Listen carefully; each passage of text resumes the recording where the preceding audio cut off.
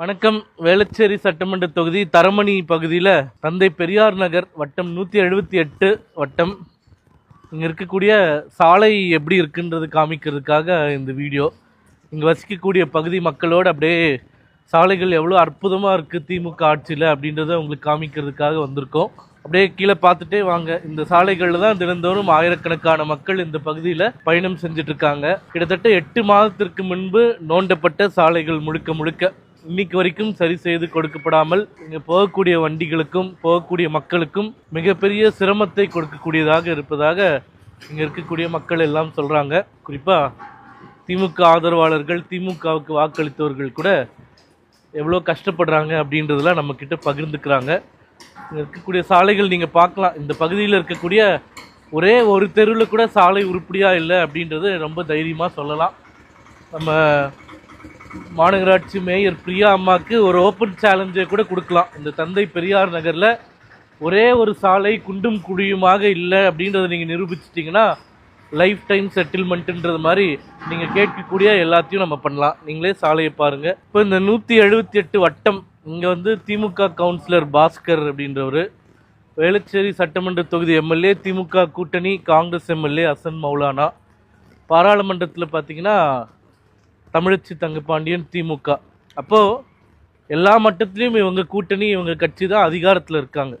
அப்படி இருக்கும்போது double engine சர்க்கார், ட்ரிபிள் இன்ஜின் சர்க்கார்னு சொல்கிற மாதிரி மிக எளிதாக இது போன்ற விஷயங்களை உடனடியாக முடிக்கக்கூடிய வல்லமை படைத்த ஒரு ஆட்சி.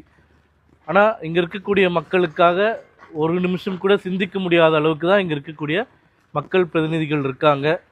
இந்த மாதிரி பகுதியில் இப்படி சாலை இப்படி இருக்குது, தினந்தோறும் ஆயிரக்கணக்கான மக்கள் கஷ்டத்தில் இருக்காங்க அப்படின்றது இந்த தொகுதியினுடைய எம்எல்ஏ அசன் மௌலானாக்கோ இல்லை இந்த தொகுதியினுடைய எம்பியாக இருக்கக்கூடிய தமிழச்சி தங்கப்பாண்டியனுக்கோ தெரியுமான்றது கூட நம்மளுக்கு தெரியல. அவங்க ஒரு சொகுசு வாழ்க்கையை வாழ்ந்துட்டு இருக்காங்களே தவிர அவர்களுக்கென்று வாக்களித்த மக்களை பற்றி யோசிப்பதற்கு அவர்களுக்கு நேரம் இல்லை. அதனால் இந்த பகுதியில் மட்டும் இல்லாமல் சென்னை முழுக்க இருக்கக்கூடிய மக்கள் ஒரு முறை வாய்ப்பு கொடுத்துட்டீங்க. எம்பி, எம்எல்ஏ, கவுன்சிலர் எல்லாமே திமுகன்னு ஓட்டு கொடுத்து பார்த்தாச்சு. ஆனால் எந்த அடிப்படை முன்னேற்றமும் இல்லாத ஒரு சூழ்நிலை தான் சென்னை முழுக்க இருக்குது. அதனால் நீங்கள் கொடுத்த வாய்ப்புக்காக அவர்கள் பணி செய்திருக்கிறார்களா இல்லையா அப்படின்றத யோசிக்க வேண்டியது மக்களுடைய கடமை.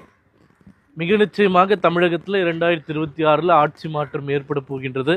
அதிமுக பாஜக கூட்டணி மிக பெரும்பான்மையுடன் வென்று ஆட்சி கட்டிலில் அமரப்போகின்றது. அதனால் குறிப்பாக வேளச்சேரி தொகுதியில் இருக்கக்கூடிய மக்கள் இது போன்ற மக்கள் நல பிரச்சனைகளுக்கு காது கொடுத்து கேட்டு அதை சரி செய்ய மக்களோடு பயணிக்க விருப்பப்படக்கூடிய ஒரு வேட்பாளருக்கும் ஒரு கட்சிக்கும் வாக்களித்தால் உங்களுடைய பிரச்சனைகள் தீர்வதற்கான வாய்ப்புகள் மிக அதிகமாக இருக்கின்றன.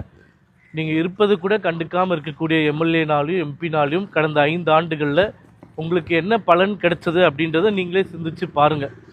இப்போ நான் சொன்னது போல் இந்த ஏரியாவில் ஒரு ரோடு கூட உருப்படியால், ஒரே ஒரு ரோடு கிட்டத்தட்ட ஒரு 5000 மக்கள் வசிக்கிறாங்கன்னா கிட்டத்தட்ட ஒரு 10,000 பேர் இந்த சாலைகளை ஒரு நாளைக்கு பயன்படுத்துகிறாங்கன்னா ஒவ்வொருத்தருக்கும் எவ்வளோ சிரமம்.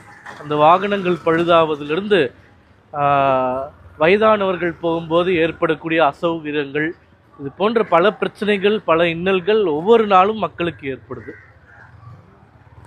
ஆனால் இது குறித்து ஒரு தீர்வு கொடுப்பதற்கு இங்கே இருக்கக்கூடிய மக்களால் தேர்ந்தெடுக்கப்பட்ட பிரதிநிதிகள் ஒரு முயற்சியும் எடுத்ததாக வரலாறு கிடையாதுன்னு இங்கே இருக்கக்கூடிய மக்கள் சொல்கிறாங்க. ஆகவே சென்னை மக்களே, குறிப்பாக வேளச்சேரி மக்களே சிந்தித்து வாக்களிக்க வேண்டும் 2026 சட்டமன்ற தேர்தலில். நன்றி.